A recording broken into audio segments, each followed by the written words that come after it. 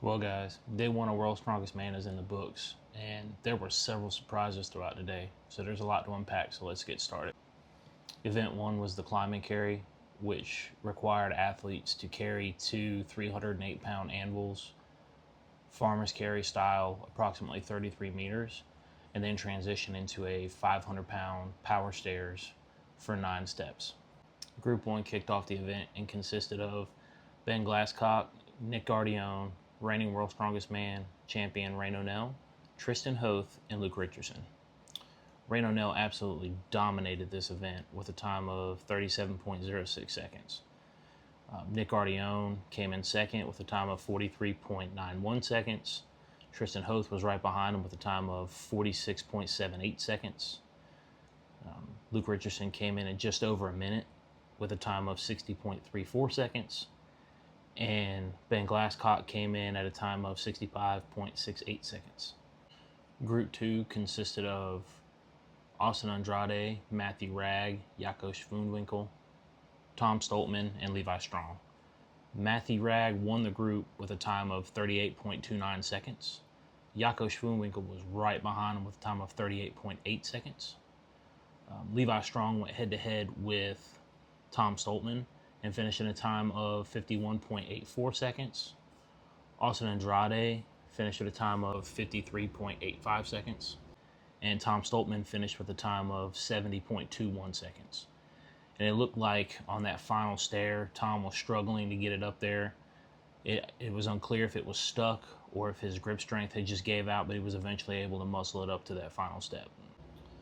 Group 3 consisted of Matthias Funiok, Lucas Hatton, Patty Hayes, Mitchell Hooper, and Eddie Williams. Lucas Hatton finished the event in 50.16 seconds. Funiok originally finished with a time of 45.58 seconds, but he was given a 2-second penalty because of a false start. He started lifting the implement before the whistle.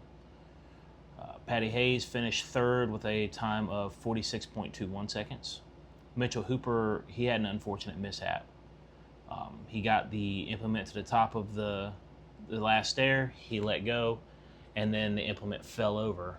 And while the judges were trying to tell him to right it, it cost him 4 to 5 seconds. This mishap resulted in Mitchell finishing with a time of 39.64.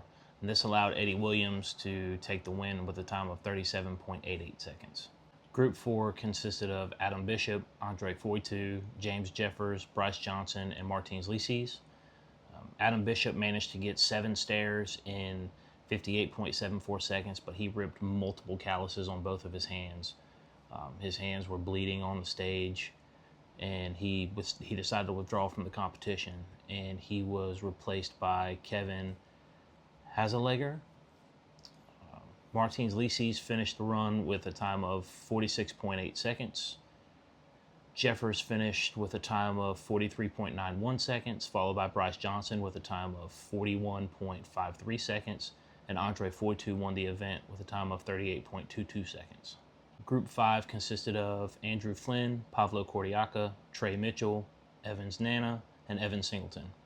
Trey Mitchell completed 22 meters of the farmers before he signaled that he was finished. Pavlo Cordiaca got 6 stairs. Evans Nana finished his run in 54.62 seconds. Andrew Flynn finished in second with a time of 51.95 seconds. And Evan Singleton breezed through the run with a time of 38.58 seconds. Kevin Hazelegger also completed his run to take his place for Adam Bishop, and he finished with a time of 45.78 seconds. The second event was the circus medley, which required athletes to successfully press a 175-pound, 198-pound, and 220-pound monster dumbbell before moving on to a 350-pound barbell for reps. Group 3 started this event with 3 athletes finishing at 5 reps. So Patty Hayes got 5 reps in 70.15 seconds, followed by Funiok with 5 in 61.38 seconds, and Eddie Williams got 5 in 55.47 seconds. Mitchell Hooper managed to get 7 reps in 58.47 seconds, and Lucas Hatton went out and absolutely dominated with 8 reps in 74.60 seconds. Group 1 was next, with Tristan Hoth getting 2 reps before signaling that he was finished with his run. He did manage to press the 220, but he didn't quite lock it out to get to down command, and he signaled after that he was finished with his run. Ren O'Neill got 4 reps, but he appeared to have tweaked his back while he was trying to stop the barbell from bouncing after his first rep of the barbell, and he was unable to lift it after that. Luke Richardson and Nick Guardione both got 5 reps. Richardson completed his in 53.29 seconds, and Guardione got his 5th rep at 44.50 seconds. And Ben Glasscock won the event for Group 1 with a total of 6 reps. Group 5 had high numbers, with Evans Nana getting 4 reps, Andrew Flynn getting 6 reps in 63.56, and Pavlo Cordiaca getting 6 reps in 59.85 seconds. Evan Singleton got 7 reps, and he managed to put a hole in the stage that they had to repair before everybody else could go. Trey Mitchell won the group with 8 in 71.72 seconds, and he finished just faster than Hatton on that 8th rep. Group 2 had lower numbers, with Jaco Schoonwinkel getting 3 reps, Levi Strong getting 4 reps, Matthew Ragg and Tom Stoltman both got 5 reps, with Ragg getting his at a time of 61.15 seconds, with Stoltman finishing a little bit faster in 50.76 seconds, and Austin Andrade won with 6 reps. Group 4 had both high and low numbers. Hazeleger got 3 reps, Jeffers got 4 reps in 44.52 seconds, Bryce got 4 in 40.97 seconds.